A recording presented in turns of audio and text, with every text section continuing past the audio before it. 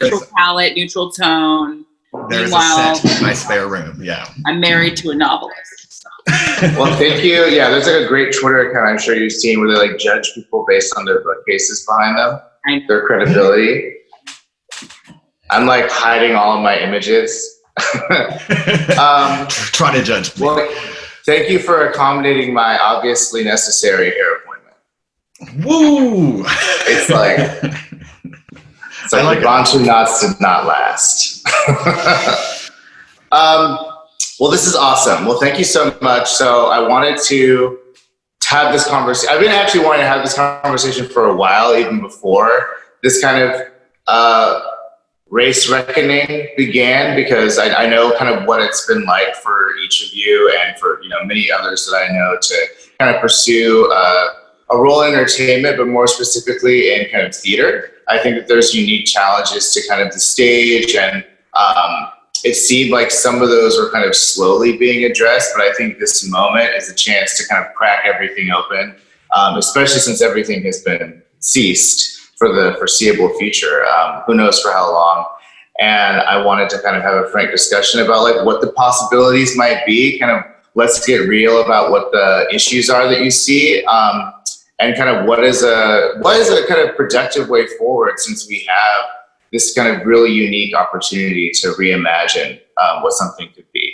So thank you so much for showing me, for kind of showing up and having this conversation. You guys are great. So before we begin, for those of you, for the people watching who don't know who you are, please just give a short introduction about who you are and kind of what your connection to the theater is.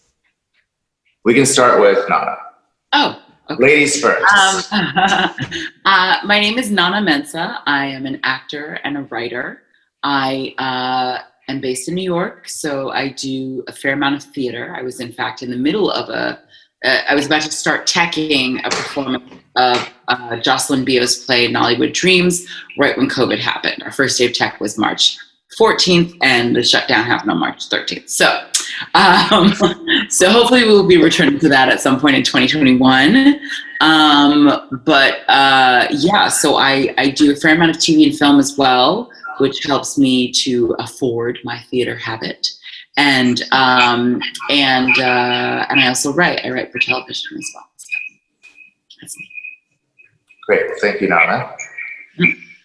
And I am Aaron Lee Lambert. I am an actor living in London. I'm obviously American, but I've been in London for over 10 years now.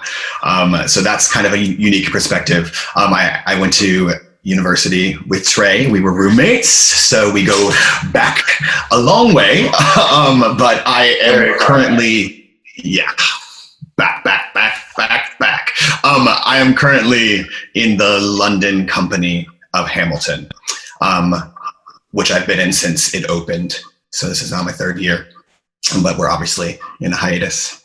So yeah, that's my connection to theater. I've worked in the industry for about 10 years. I'm also an agent. I run a small boutique agency with 2 fellow actors, and I write occasionally, but I'm not very prolific. Well, thank you so much. Yeah, obviously we'll get into kind of the moment that Hamilton's happening, obviously Hamilton hit Disney Plus last week, which introduced an entire new world, literally, to this musical that I think in many ways has been held up as like the future of musical theater. And so we'll get into that. I think that, starting out with, this is a very impenetrable industry for a lot of people. I mean, so many people grow up, wanting to do entertainment. I think a very special subsect of those people grow up wanting to be in theater. And I think that one of the reasons why we don't see it, very special, like y'all are very special people. I think that what's interesting is that, the pathway to the stage, even just as a performer, is so difficult, no matter who you are, let alone for a person of color or a Black person. Can you guys each speak to kind of like what has been your journey to kind of like the stage? I mean, both in New York and in London.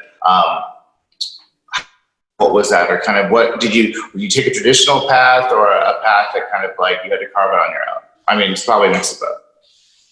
Aaron, let's start with you. Yeah, it's definitely a mix of. Yeah, it's definitely a mix of both for me. After college, I moved to New York and I worked a little bit. You know, I did a show off Broadway and like a concert at Carnegie Hall and a couple of regionals. But I decided, because my degree is a liberal arts degree and I didn't train in theater, that I wanted to get a master's. So I ended up doing a master's degree in Scotland, which kind of gave me a visa track to stay in the UK. And it wasn't necessarily the plan, but it ended up happening. And then, 10 years later, I'm still in London. So that's kind of my pathway. I guess we'll speak on this in more detail later, but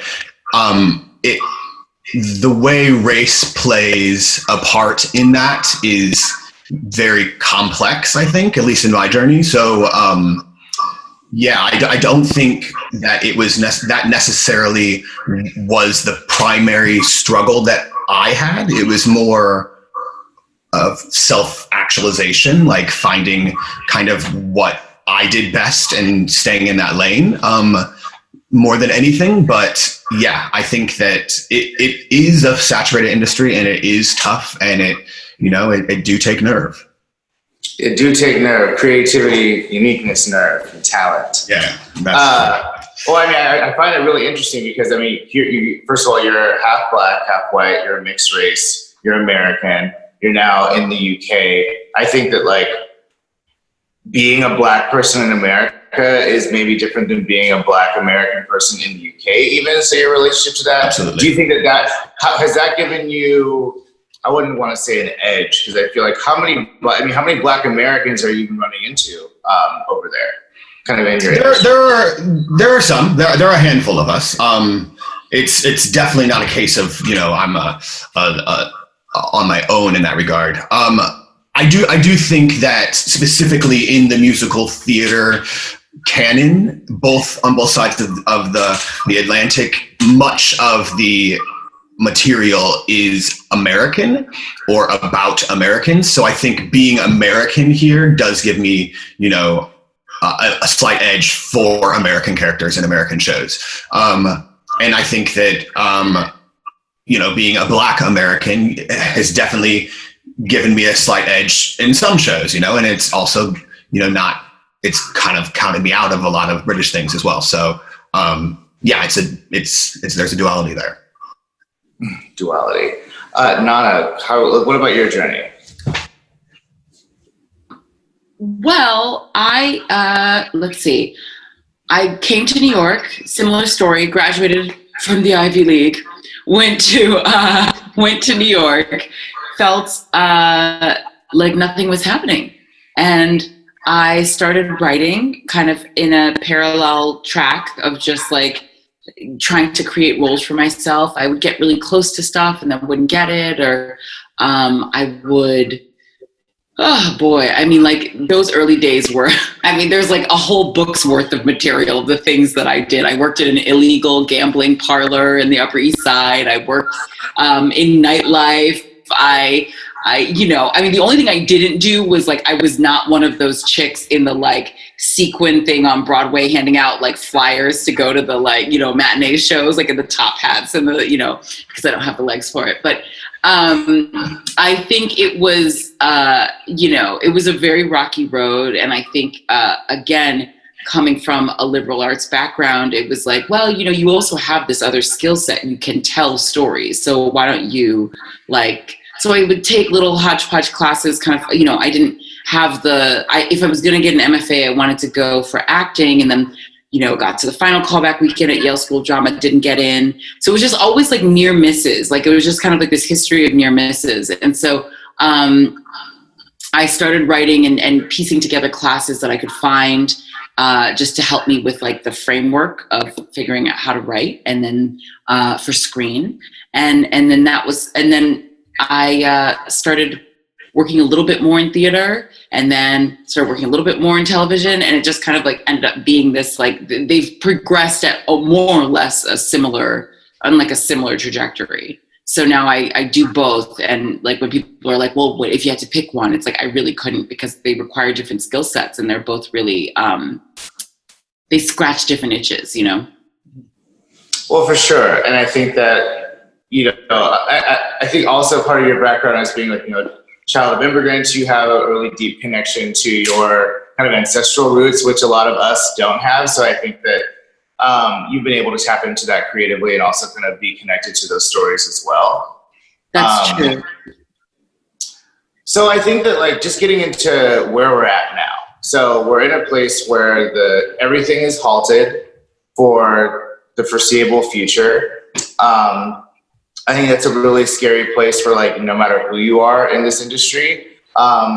But particularly for kind of people of color, where your position is probably the most precarious. Like, I think that we're the most invested in change happen during this time. Like, I'm trying to take myself out of it, because I feel like I have much more exposure than the average person does. But like, give people a sense of how white theater actually is. You know, I mean, because like we're seeing Hamilton, we're seeing, you know, Strange Loop win a Pulitzer, which I actually want to get into that in a second.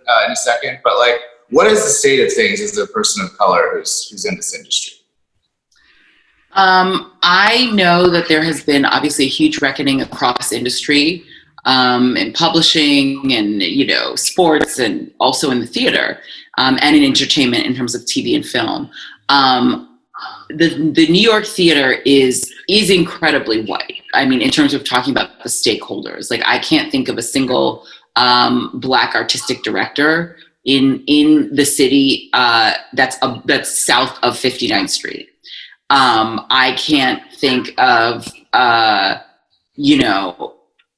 Oh, I can think of one. I can think of one. The artistic director of the Flea Theater, the Flea Theater also is having its own reckoning, because its business model involves, which I was a member of a non-equity company. So you basically get off the bus fresh from Omaha or wherever, and they're like, well, you can come to be a part of our resident non-equity theater company. You will also have to work concessions, do your own costumes, you know, clean up after like the thing, you know, in the theater. So it's like, and I did it for 1 year, and I was like, this makes me feel bad. Like, I don't like this business model. I think it capitalizes on something that's very precious, and which is like your reason of wanting to be an actor.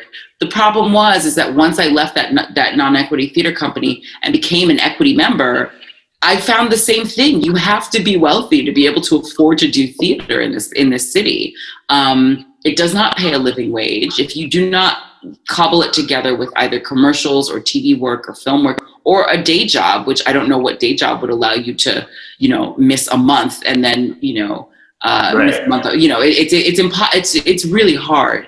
And so I think when I talk about, because I've never experienced any direct racism in the plays that I've done here in the city and the theaters that I've worked with.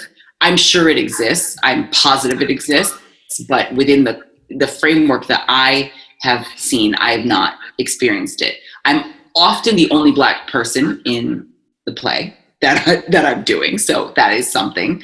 I've never worked with a Black designer. Because all the designers are for the most part white. I think I've worked with one Asian designer, maybe two. So yeah, it's a very white world. And, you know, I am lucky. When we talk about levels of privilege, I think about my own privilege, that my parents made sure that I had like comfort around white people. Like, I'm not uncomfortable around white people. And you better not be. What? I said, better not be. Better not be, exactly. If you want to go into this industry, you better be comfortable with white people. And so I think of that as a privilege, and that has been, you know, but yeah, I've had to tap into that privilege a lot in working in the theater. Yeah, and I think when you describe kind of direct racism, like, I'm assuming you mean like someone saying something racist to you or calling you, you know, the N-word or something like context of And the job. not even that severe, you know, even in terms of like microaggressions of my hair or my body shape or my, you know, like I've been hyper aware to, like, attuned to it. I've been waiting for it at every corner, and it has not come to my face. It has not come. Mm-hmm. Yeah, I mean, I'm just imagining like going into all these callbacks and auditions and being like the only Black person, and like just kind of, even though it's not direct, it's like, wow, you know, like this is, I mean, it's a racialized environment. I think that, like, luckily because of your background, you're able to endure, but I wonder what it is like for, you know, someone who is kind of like, you know, from a maybe more hard scrabble background or Black background, who went to an HBCU, who like hits the city like, I have an amazing voice, I love musical theater, who's not going to recognize that? And then being like, oh wow, like I was not prepared for that. I feel like that must be a lot of people's experience who are who don't know what to expect as much as maybe the two of you did. And also, I want to hear what Erin has to say about this, but I'm not a musical theater actor. I feel like that's important to distinguish. I only go in for straight plays. So that is a difference, you know, Sure. I think, because I remember there was a talk, Black Women on Broadway last week, that was hosted online, and Audra McDonald was one of the keynote speakers. And she speaks about, like, you know, she went to Juilliard for opera, and she talks about walking into musical theater auditions and them expecting her to sing, you know, like whatever, like, you know, blacken up your piece, like when you're going to audition. And so I think that there is like a little bit, you know, there's a code in musical theater about what Black people are limited to be able to do. And I think that I haven't experienced that because I don't sing and I don't do musical theater. I would pass the baton to Erin to speak more about that. Please, thank you for making that distinction. Yeah. I mean, that's bang on. There is coded language within musical theater that is much more overt, and we're just kind of conditioned to accept it. But I mean, I've been speaking, you know, in the wake of the current climate, I've been speaking to a lot of Black identifying people in London working in musical theater, and pretty much everyone has been told, as a note for singing, to sing more Black. And that is, you know, the most ridiculous thing I've ever heard. You know what I mean? If you really think about that, when a white person says to a Black person, you don't sound Black enough, like that's absurd. But that is, you know, coded language that we are used to. And it's a note that I'm like, okay, I know what they mean. I can take that note. It's barely a code. Well, It's not a code. They're like, sing Black, nigga. yeah, well, I think the coded part for me is sing Black because that's why we hired you. Like, that's the coded part. Because I mean, me personally, I did not go to Juilliard, but I trained in classical singing first. So that is kind of where my voice sits naturally. And I am, because of the way I look, I am expected to sound a specific way because there are only parts in musical theater for that specific type of Black person. Because those are the only roles that Black people are, the only Black characters that really exist in the musical theater canon.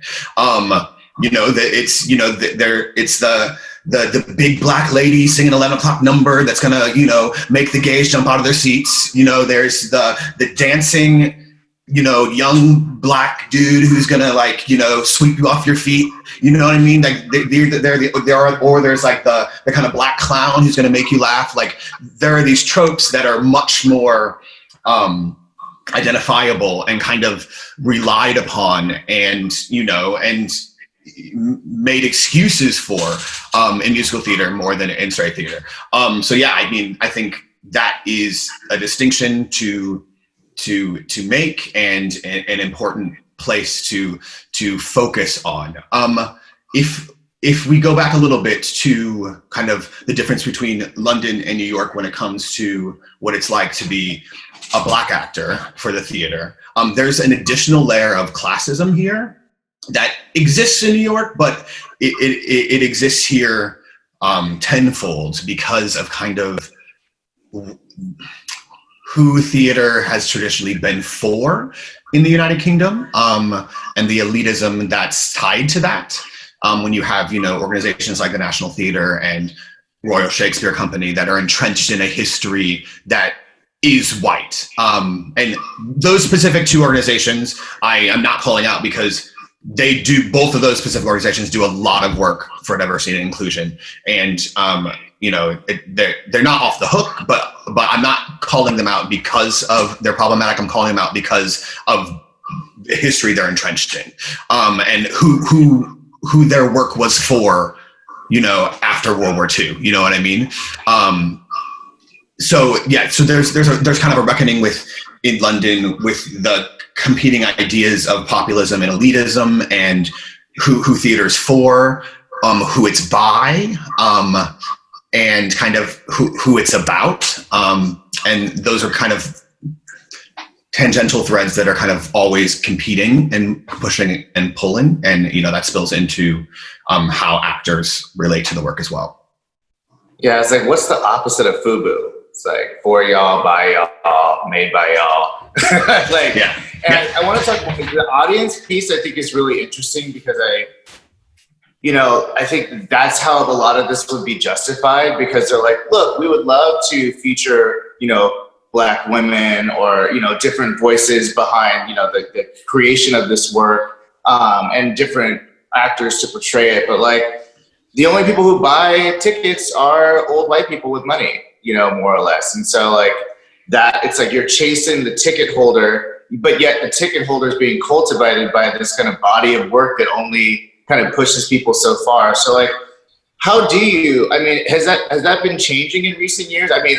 Anecdotally, it's like I haven't, like the few times I've been to theater or opera or a play, even when I saw Strange Loop, which, recently won the Pulitzer by Michael Jackson, the living Michael Jackson, he calls himself. This nigga, I love him. And he has this play that is about like the blackest, gayest content. Like I felt seen in a way I never felt before, called out as well. But I'm looking around. He has these, jokes about Tyler Perry and Todrick and Grindr hookups and Inwood and, interracial dating and the problematicness of all of that. And I'm looking around, I'm getting weak. And I'm looking around and I'm like, why are you guys all getting weak? And it's like all these old white people. So it's like, I was so surprised because even when the content is like, could not be from a more authentically Black queer place, and the content is not sparing anyone's feelings, especially not white people. I left there being like, this is for people like me. Everyone like me should see this. And I'm like, I'm the only one like me here who saw this. How do you start to reshape an audience, even when you have different types of content? Before we tackle that, I just want to something that my gut reaction to that is that there are people it's for, and then there are people who want to feel woke, so they want to be present. You know what I mean? Like, I feel like my gut response to the white people getting as weak as you is because they want to say I'm on this side. I'm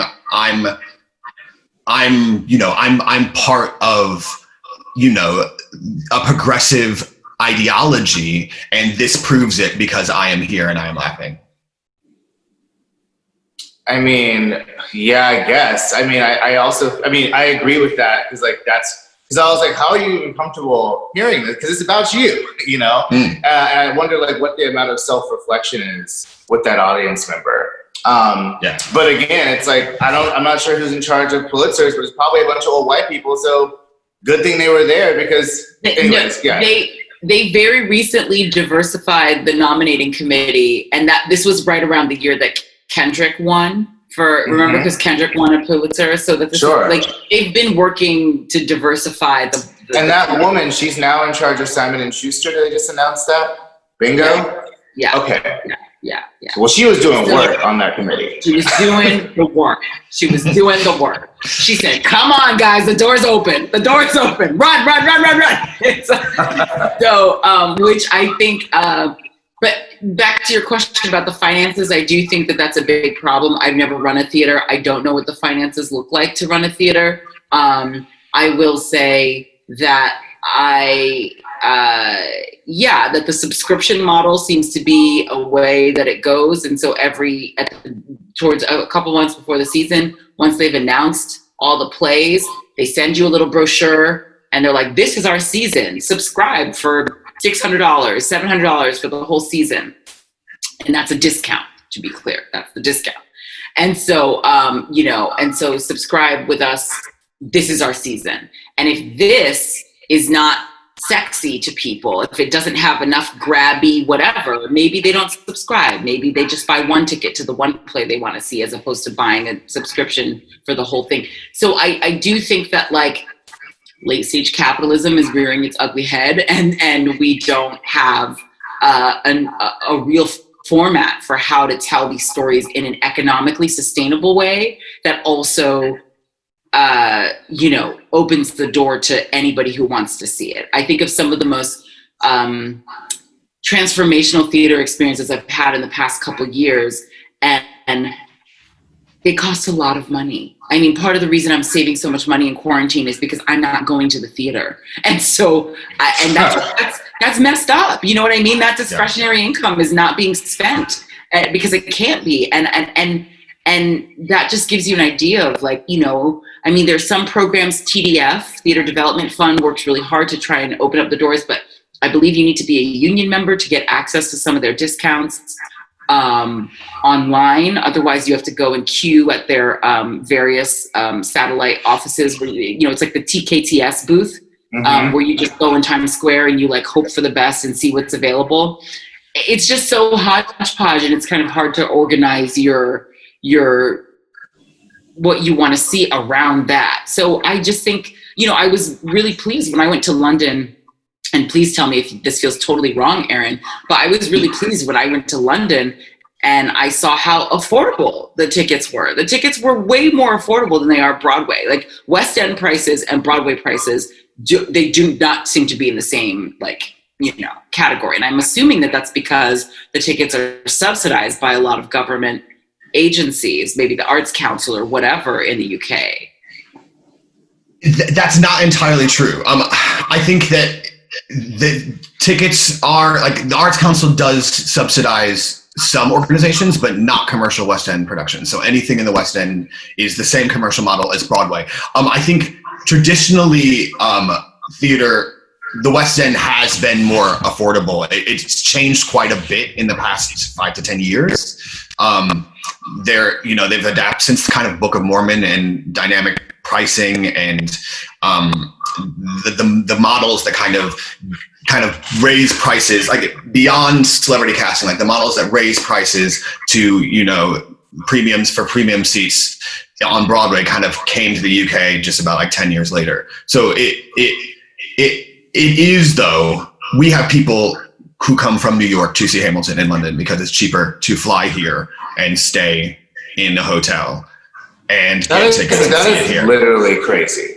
I mean, it's crazy that actually is cost savings. I mean, that speaks to kind of like how untouchable and how inaccessible theater is for Americans. I mean, for many, many white Americans, let alone Black people, who, don't have a history of going to theater because of who it's been marketed to and don't have the, economics to like come close to having that be affordable outside of like what Hamilton, I think, has done to try and make that specific show more accessible, or a show like Color Purple, where the producer and the content is so known by Black people that they're making a huge effort to see that. I mean, let's talk about the business model. I think there's a couple of things that are going on with that are interesting because, you have like, let's talk about Hamilton. I think that you guys both had experiences in screen. And for me, when I see something like as inaccessible as Hamilton coming to a streaming service, to me, what that represents is a potential for so much more accessibility of this content. Like in terms of cultivating a theater-going public, I was so surprised to remember that, like only 1% of people in this country, if that, have even seen this musical, even though its impact has been so outsized, and you see these actors in all types of other content formats and whatnot.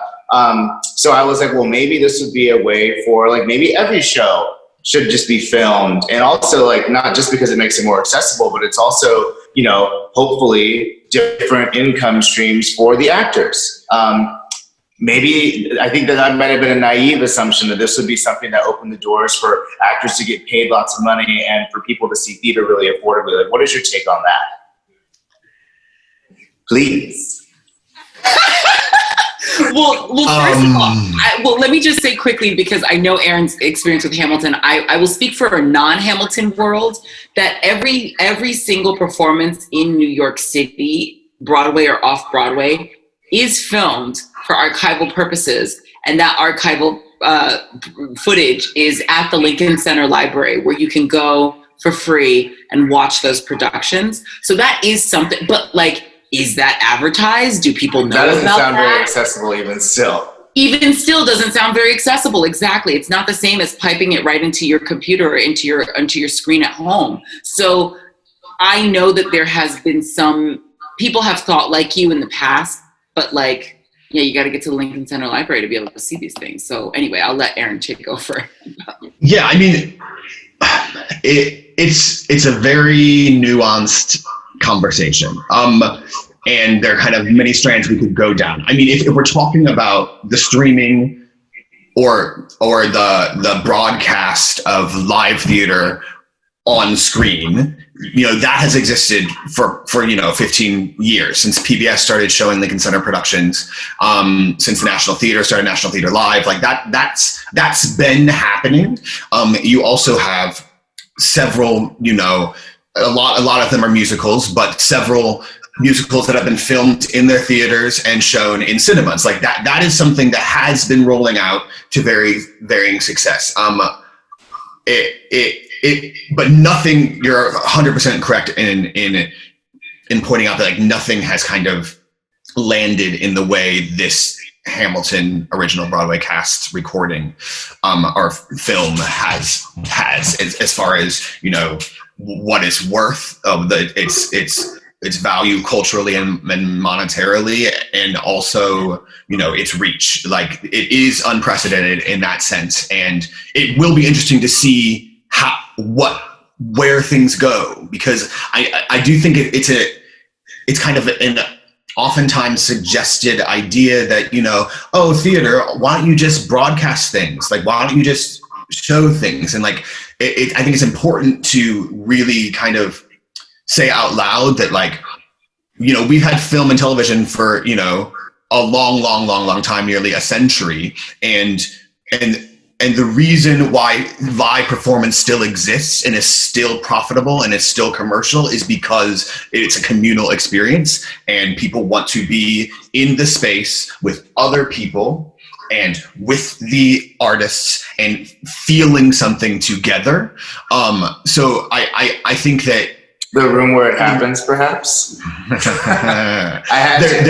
I think, and I'm sure we're going to talk a little bit later about like where we see the industry going, but like, I have full faith that like, just because there's a lot of free content of theater stuff online and on YouTube, and just because, you know, Hamilton's on a streaming service, that I don't think that's going to take away from, you know, the profound impact being in a space with other human beings and experiencing something together has on culture. So I think that I don't think there's going to be a shift, but I do think there is scope for reaching new people and bringing them into the theater using these methods. And it'll be interesting to see how Hamilton on Disney Plus does that, and, you know, what effect it has on that. And also, just in terms of your point, Trey, about like everybody can get rich off of this business model, the actors of Hamilton in the original Broadway cast, because I know some of them, had to fight very, very hard to be incorporated in the profit sharing. And there had to be so much money involved for them to even get just the teeniest sliver of the merchandising that bears their images, et cetera, the list goes on. And the producers did not give that willingly. I believe it was Leslie Odom who kind of rallied the cast to be able to band together and basically bargain for what they got. And I know some of them will continue to get checks for a very, very, very long time. But it's not like somebody was like, we're making so much money, let's cut in the actors. Like, nobody did that. Let's trickle that down. Absolutely. Yeah, it didn't happen. Trickle down economics fails yet again. And so, they had every to fight cast. for it. Right, they had to fight for it. Well, that's very disappointing. I mean, especially when you think about what a musical like Hamilton. I don't want to dwell too much on Hamilton because this is universally true. I mean, I know. Did you guys read the article that Michaela Cole was talking about, where she was just trying to get a tiny bit of her own copyright? And this is a copyright. I know. I love that she was able to hang in there and fight for herself. And meanwhile, this is her actually selling her own rape story, and they're trying to not even let her have any ownership of it. So that's a whole other episode. But I'm just saying, like, I think you want to go back to the business model of exploitation. It's disappointing that a musical like Hamilton, it's like, look at us, like, we are featuring all these brown faces and we're completely kind of transforming what you think theater is and who it's for, and profit immensely because of that, kind of novel and maybe courageous at that time approach. But then to like adopt the same exploitative model and make even more money off the backs of these brown people is, like, I think somewhat problematic. And like, how do you see? Yeah, I did read the article with Leslie where he was like, this is about generational wealth building. This is about standing up for your value. I can only imagine, like, we like to think that he just made his case and had a little PowerPoint deck, and they were like, you know what, this black person's right. Like, we're being completely exploited. But I'm sure it was much, much, much more difficult than that. And one more thing about this is that it has opened up the door to profit participation from people who've originated parts but maybe don't go on. So there's, before anything gets to stage, for the most part, there is a very, very, very long process of workshops and where you do think backers, readings and things like that. And this can go on in perpetuity. And one of the things that happened, I'll speak from a personal perspective without naming any names, but I was the first and only person to read a lead part in a straight play for a black female playwright. And it went on for 5 to 6 years, a couple readings every year.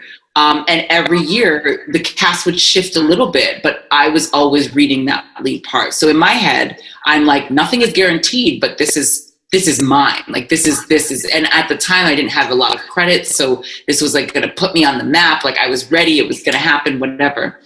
And then I heard from a friend that they were doing auditions and I hadn't heard anything. And I was like, oh, well, that's because they're going to offer it to me. And then I sent an email to the playwright anyway, just being like, hey, just, checking in. I hear you guys are doing auditions. She's like, oh yeah, we're going to invite you to audition. And I said, okay, well, you know what I can do. You've been seeing me do it for the past 5 years. And so I went to the audition. I did what I did. And I didn't hear anything back. And I emailed the playwright again. And I was like, hey, is there, can you just let me know what's going on? And she was like, oh, I'm so sorry. We decided to go another way. And that was devastating for me on a creative level. But on the other level, on another level, if this play had gone on, it had an off-Broadway run and it was successful, but it was off-Broadway. If it had gone on to a commercial run, what is there? And this is a philosophical question that we're starting to ask ourselves. What was my contribution to that piece of artwork? Being the only person who had read that lead part and they had crafted, she had made edits based on things I suggested. Actors bring more than just being a body saying the words. And so Hamilton cracked open the door to being like, well, look, people developed this work over years and they too should partake if this thing goes on to be like a wild success, especially commercial success. And so, I think the role of the actor, Hamilton has also opened the door to reconsider what the role of the actor is, especially in the development process.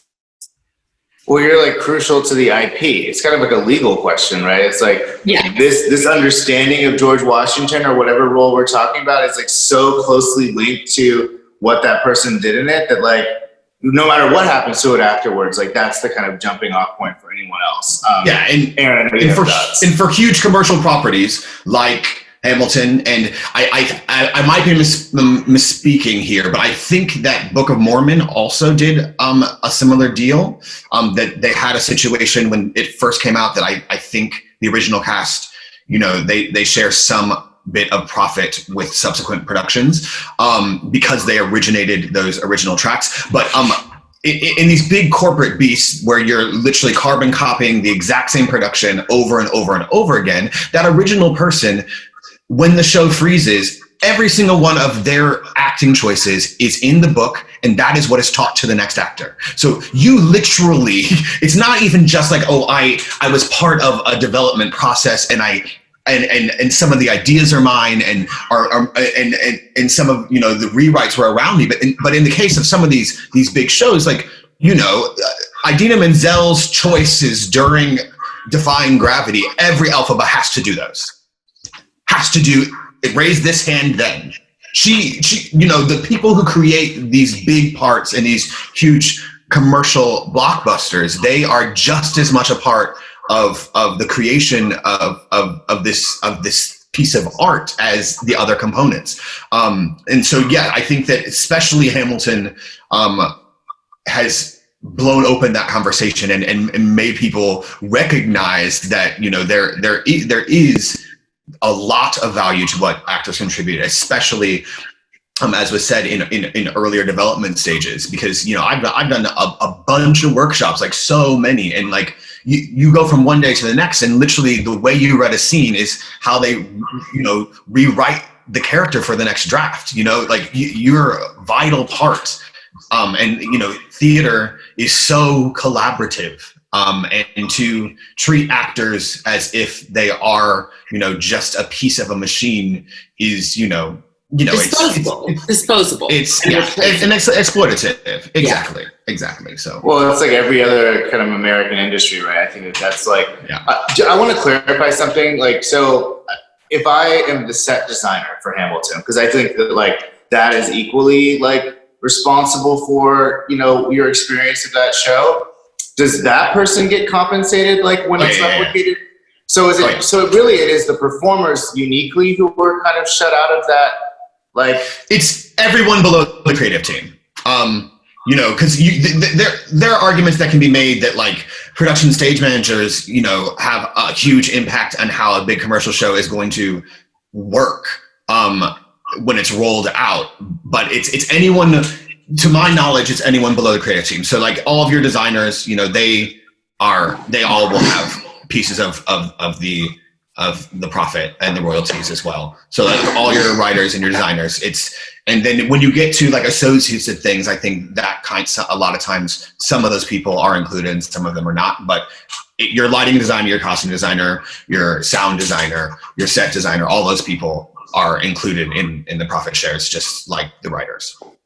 Right. All those people who, by the way, are white. I think I want to make sure we are conscious of time, but like I know that it is not just the performers who don't represent like America or like the way the world is composed. It's like every kind of like the backstage crew, it's the makeup people, like you mentioned, obviously it's the writers and the producers. Like how do we get to a place with more inclusiveness and equity without those people kind of looking radically different? There's no way, I'm assuming. We don't. I think the short answer is we don't. I think that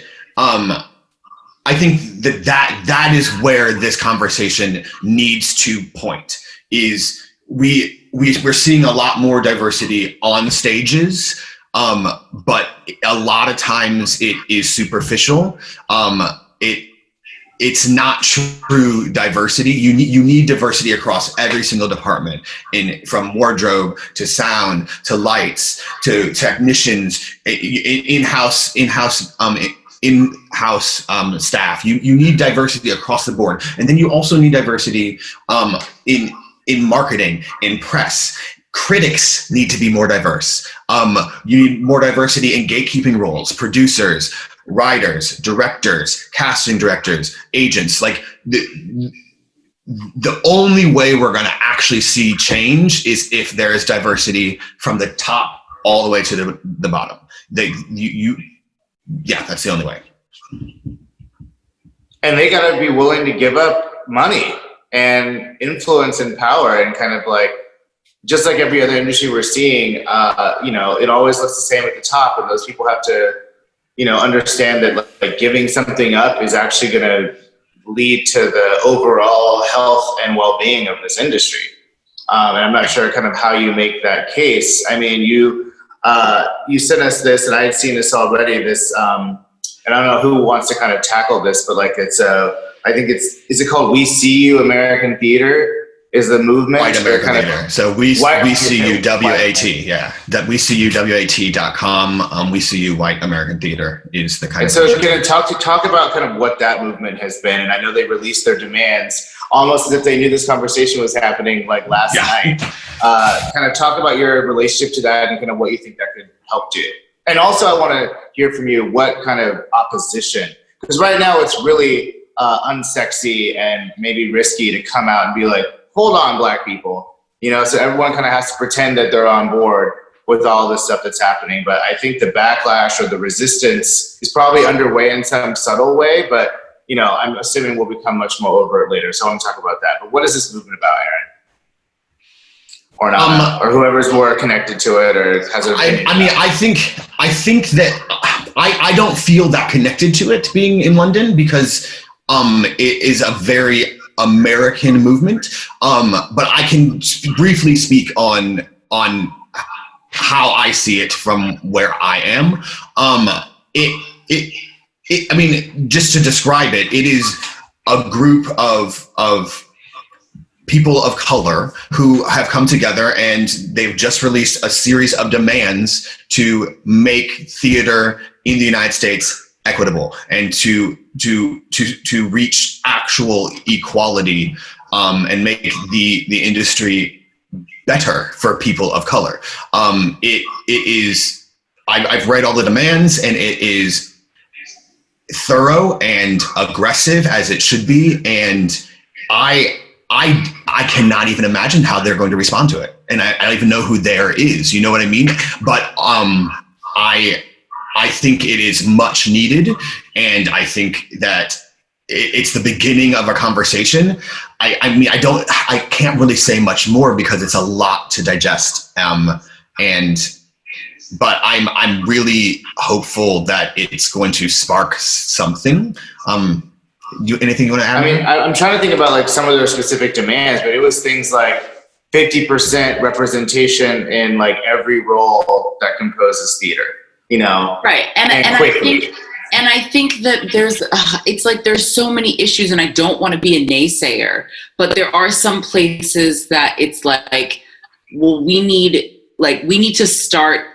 If we start on the stage or behind the stage, I think we're starting too late. It's kind of like Jeffrey Canada and his teaching academy. You've got to start when these babies are in the womb, so you can figure out how to bring them up to par. Because the last thing we need is pushing people through. Because I've seen this happen. To be honest, I've seen plays that were shoved through when people realized that their programming was too white in a particular year, and they shove in a Black play that's half baked or not written, and then it gets shitty reviews, and then what? You know, so like, and then it reinforces like, see, and then it reinforces, see, it doesn't sell, see, we can't, whatever. So it's a risk, yeah.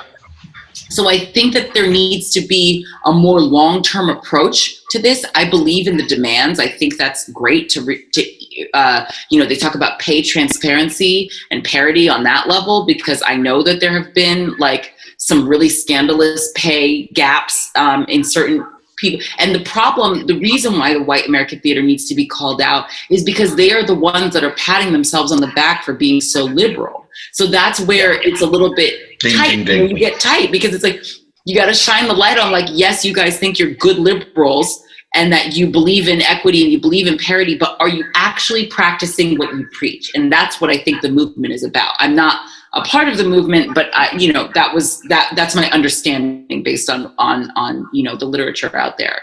So I want, you know, and I want these things. I think it would, I wonder, I look back on these really pleasant theater experiences I've had, and I wonder how they could have been further advanced by having more people of color in the room, how they could have been that much more dynamic, that much more, you know, fair and beautiful based on that diversity that was not there. Yeah, I think that I love the movement. I love what it stands for. I do think that they need to, if they really want change, they might have to do more unpaid labor in terms of really meting out exactly how these things can be achieved. Because just saying we want 50% equity, that's nice, but like how? You know, how can these theaters start partnering with some of these drama schools in terms of making sure that they are bringing forth 50% people of color in their graduating classes, so that there can be a pipeline, you know, like into like how, you know, I have a lot of how questions with the movement that I have not yet been answered, but I agree that, you know, we should have obviously more equality in the theater on all levels. Yeah, and I mean, like when you talk about every single role that takes, you know, that it takes to kind of produce one of these shows, you're talking about lighting people, like production people. I mean, like there's not a whole bunch of Black, you know, lighting union members, for instance, probably, you know, so it's like, where are these people literally coming from? So, I mean, and that's really, I mean, there is a pipeline issue, and also these are industries that are incredibly competitive. So, I mean, like, I can only imagine how some white people are looking at this being like, I already struggle to get a job, you know, with all my advantages, with maybe my mom who's in theater or whatever, or my dad who's an agent. It's going to get messy. But it has to, because that's like, it's already messy for us. So I mean, it's already messy for us. And I also want to, just to touch on that point quickly, I know we're running out of time, but I just want to say that, like, I feel this has been a long-standing problem for me, because I have had white actor friends tell me to my face that the reason they're not getting cast is because of diversity. And that, she's like, oh, I'm like a plus size, like, you know, white girl, so all the funny roles would usually they have to cast diverse. And so that's why and this is not just their own like laziness in terms of actually thinking about it, but it's also their agents. Their agents are telling them this. And I have a friend, bless her, she dropped her agent after her agent tried to use that excuse, and she leapt to another agency. Now she was at the status where she could do that. I have a lot of friends who are just begging for their agents to call them back, so they don't necessarily have that leeway. That leverage. But I think there is a narrative that is like putting us, you know, on track for a left-wing race war, because like all of these unemployed actors are thinking that they're unemployed because of Black people or because of Latinos or because of, you know, Indigenous folk getting roles.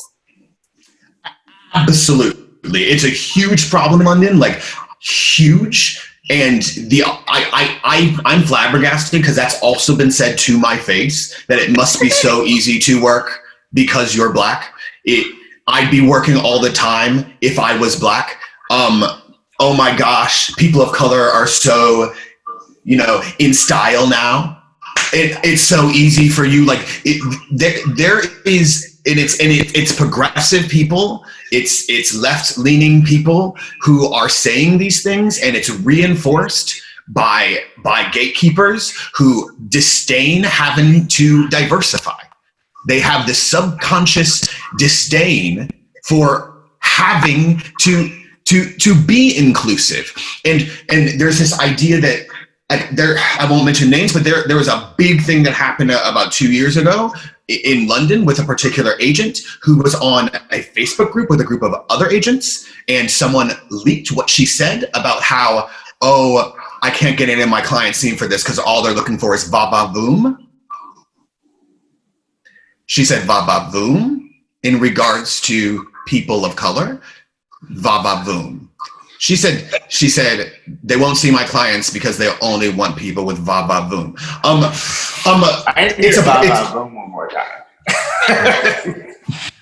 Va-va-voom. It's a problem. It's a huge problem when your peers devalue you to that extent and then feel comfortable enough to say it to your face. Like that is indicative of what we're dealing with here, that there's going to be pushback. There's going to be pushback. If my friend can say that to me, of course there's going to be systemic pushback to these demands. Well, it's like that person's not even living in reality. If they're like, God, like you black people are just taking everything. It's like, I mean, have you seen anything?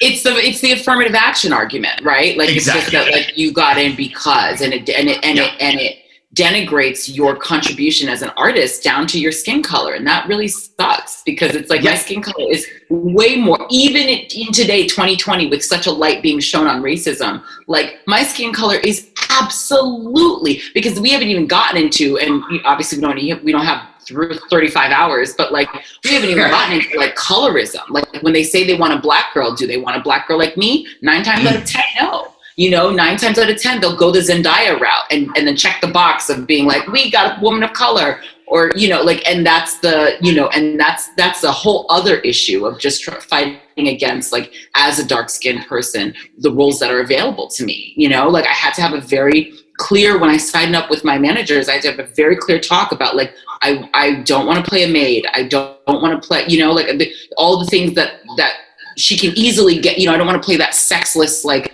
hard driving, like, I those roles don't interest me. And that means I work less. And luckily I have a writing career to fall back on. But, these are the issues that plague the industry. So when a white person just flippantly says, you get all the roles because you're black, it makes my head want to explode because you have no idea. You have never inquired after my experience in this industry. And so for you to just be able to like whip that off, it's painful. And they don't care. They're not doing it because they have some deep empathy for you or any kind of like, more than just like some racist knee-jerk thing that makes them feel better about their own shortcomings. Yes, that's 100% what it comes down to. It comes down to, it's a very competitive business, and where actors are all insecure to a point. You know what I mean? Because you're always striving to be better and to improve your craft, and you're always ever evolving. So I think people see other people doing well who weren't doing well, and they need to rationalize that and kind of contextualize it to make themselves feel better. And if you're doing that based on someone's race, that is you being racist, and that is what people just need to swallow. Like, you can be a great, nice person, a good friend to me. You cannot be a racist, but you are being racist. What you just said is racist AF. Full stop. Yes. Well, this has been really wonderful. I mean, I want to give, and I know you got to go. Given the state of things, like theater has never felt more kind of existentially threatened. All these people are not working.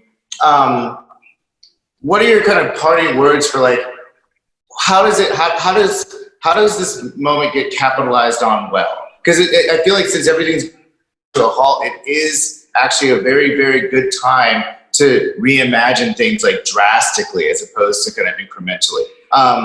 Just any parting words about like what you hope happens during these next few months? Yeah, I'll use an example that I've shared with you before, but Roundabout Theater Company announced their season. They said they were not coming back until spring 2021, and they announced their season, and they included a new play by Alice Childress, which is a play within a play about the failings of the white American theater.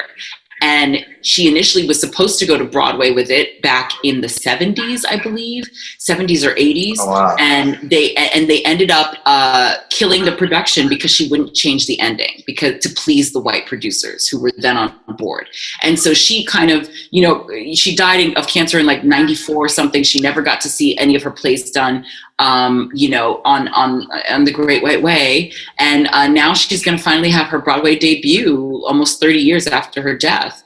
And I think that was somebody at Roundabout was doing their research and found this play, which is pretty obscure, and decided to give it a platform And so there are small things like that I'm like, okay, maybe people are really taking this seriously and really realizing all the harms that have been done in the past, the innumerable harms that have been done to artists in the past, Black artists in the past. We can give those wrongs a platform and also use it as a way to make great art. Right. I was going to say it's justice driven, but it's also quite savvy. I would say whoever's in charge of that. Yeah, it's reparations. It's providing work for people of color. It's actualizing moments in history that were restrictive and counterproductive. Yeah, so that's great. Well, yeah, I mean, on that note, I feel like we can hope for better. I love you guys so much. Thank you very much. It's been great.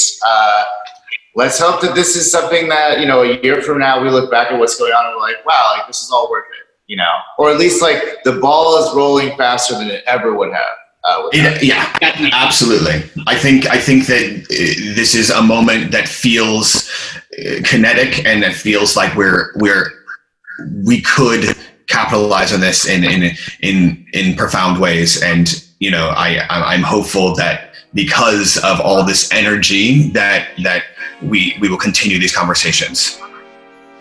Sure. Well, stay safe across the pond, Aaron. Now, thanks. Also stay safe in New York. Love you both. Thank you. Bye. And keep doing what you do. Thank you.